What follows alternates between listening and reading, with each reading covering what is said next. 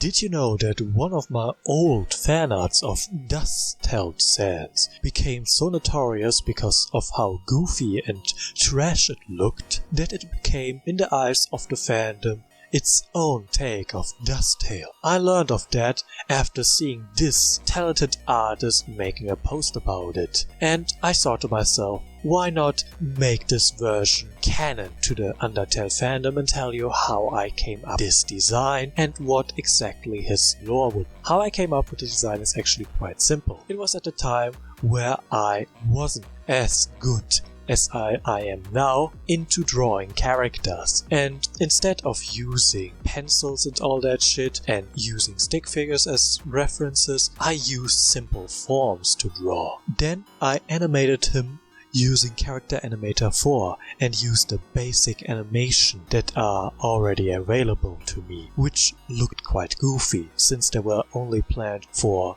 beginner animation, explainer videos, or 1930s animation videos, or for people who were much better in drawing or animating than I am. So of course my animation for Dust-Held Sans and other characters would look goofy as hell, which is why people started complaining and stuff. But hey, at least I animated something and drawn something, and at least this video got many and many views. What did you do? Except only complaining and complaining about how bad my drawings are. But whatever, I can't blame them for thinking it was goofy, since I too believe it was goofy, and since I also used AI voices, since I was too lazy to actually voice these videos myself. Of course people would think lowly of my short video and would see it as nothing more than cringe or goofy as hell. By the way, the AI voice I used in these videos were inspired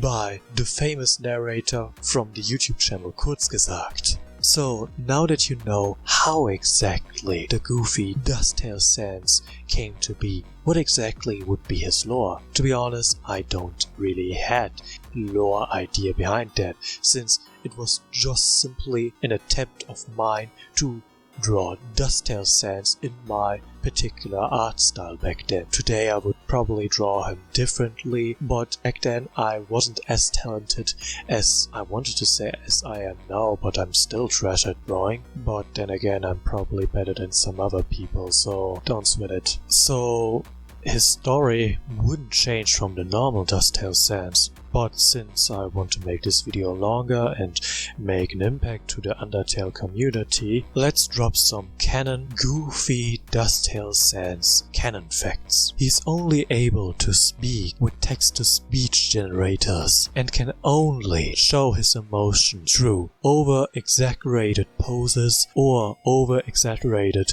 faces. As an example, you should probably take references from the 1930 animation poses or the emotional faces from emojis, since these poses and emotional looks brings out the goofiness of his character more. Because he is seen as goofy by both the fandom and its own creator, he is extremely pissed off, since he is a normal Dust-Held Sans who has a different art style. He has suffered so much, but yet everyone sees him as a big joke. His entire life is seen as a big joke. His actions are seen as a big joke, while for him it's a living nightmare, since he has to deal with all the guilt and all the cries and all the scream and all the regrets of killing everyone in his own timeline. But not only his creator and fandom sees him as a joke. All the other Sanses in other universes at first sees him as a joke. Only when they first see what exactly he is suffering with and still suffers with do they start to actually feel bad about him. Speaking of other universes, because this Dust-Held Sans tries his best to actually redeem himself, he tries his best to redeem himself by working with Corfris, by bringing other survivors from other Undertale universes to the Omega timeline. timeline and dealing with their respected cara of risk, which in short helps other universes to get rid of all the caras and risk infestations. In his free time he tries his best not to think about depressing stuff or his past or the people underground that he has to kill to gain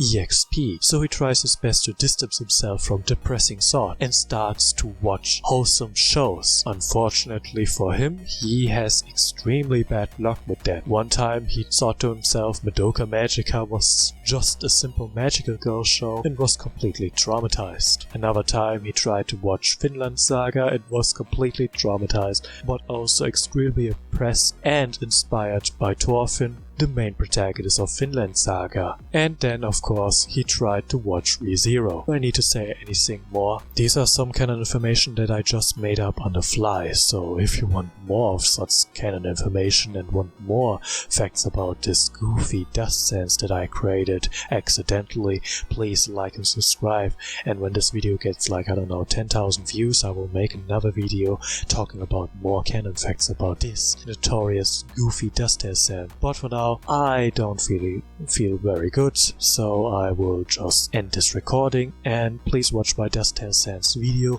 where Goofy Dust Sands was created. But for now, goodbye.